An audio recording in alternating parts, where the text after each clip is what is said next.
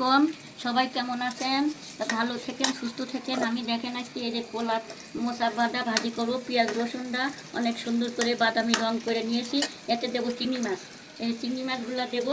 হ্যাঁ, কলার মোচা ভাজি করবো।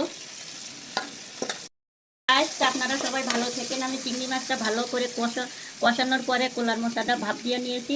কলার মোচা ভাজি করবো, তা আপনারা দেখতে থাকুন, আমার এটা ভাজা হোক। হ্যালো গাইস, তো দেখুন আমার এই যে চিংড়ি মাছটা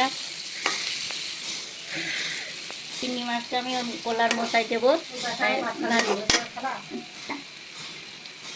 আমি চিংড়ি মাছটা কষিয়ে নিয়েছি ভালো করে, পেঁয়াজ দিয়া কাঁচামরিচ দিয়া, আর কলার মশাইতে দিয়ে দেবো। দেখুন আমি কলার মশাটা ভাপ দিয়ে রাখছিলাম, এই কলার মশা এটা আমি এখন এতে দিয়ে দেবো।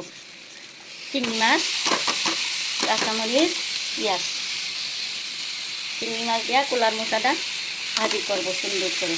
আপনারা দেখতে থাকুন।